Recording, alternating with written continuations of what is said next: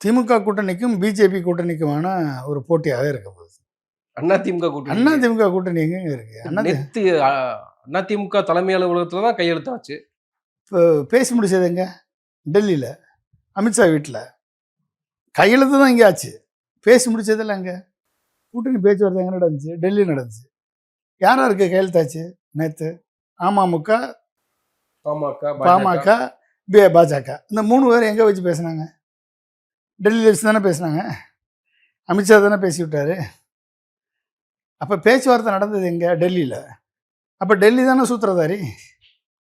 அப்போ டெல்லியில் பேச்சுவார்த்தை நடத்திட்டு இங்கே சைன் பண்ணுறது மட்டும் இங்கே வந்து கீழே கீழே விழுந்தாலும் மீசையில் மண் ஓட்டலைன்ற மாதிரி இங்கே சைன் பண்ணியிருக்காங்களே, அவ்வளோதான். இது வந்து டெல்லி கூட்டணி, இது வந்து பிஜேபி கூட்டணி, இது வந்து என்டிஏ கூட்டணி. எனவே வந்து திமுகவுக்கும் என்டிஏ கூட்டணிக்கு தான் இன்னைக்கு போட்டு. காங்கிரஸ் போல பெரிய சலசலப்புகள்ல வந்து ஒரு சங்கடமெல்லாம் கொடுக்காம ஸ்மூத்தாக தானே பாஜகவும் அதிமுகவும் இன்னைக்கு ஷீட் ஷேரிங் பண்ணியிருக்காங்க. 28 தொகுதிகள் வாங்கியிருக்காங்க. 18% வாக்கு சதவீதத்தை நிரூபித்து 28 தொகுதி வாங்குறது நல்ல விஷயம் தானே. அப்போ பிஜேபி வந்து விட்டு கொடுத்துருக்கு. எதுக்கு விட்டு கொடுக்கணும்? 18% வாக்கு வாங்கி இருக்கிற என்டிஏ எவ்வளோ தொகுதி வாங்கியிருக்கணும்? 100 தொகுதியாவது குறைஞ்சது வாங்கியிருக்கணுமா இல்லையா? அவங்க கேட்டது எவ்வளோ? 80 தொகுதி கேட்டாங்க. கிடைச்சது எவ்வளோ? 56 தொகுதி கிடச்சிருக்கு. எவ்வளோ கிடச்சிருக்கு? 56 தொகுதி கிடச்சிருக்கு என்டிஏ கூட்டணி. இன்னொரு 10 கிடைக்கும் அவங்களுக்கெல்லாம் சேர்த்து, ஆளாளுக்கு 1, 2, 3, 66 தொகுதி கிடச்சிருக்கு. அப்போ 80 தொகுதிக்கும் 66 தொகுதிக்கும் வித்தியாசம் இல்லையா? அப்போ என்ன காரணம்? ஏன் வந்து பிரதமர் 3 முறை வந்தார், கூட்டணி ஃபைனலைஸ் ஆகலை. அமித்ஷா 6 முறை வந்தார், கூட்டணி ஃபைனலைஸ் ஆகலை. பியூஷ் கோயல் வாரம் வந்தார், கூட்டணி ஃபைனலைஸ் ஆகலை. காரணம் என்ன?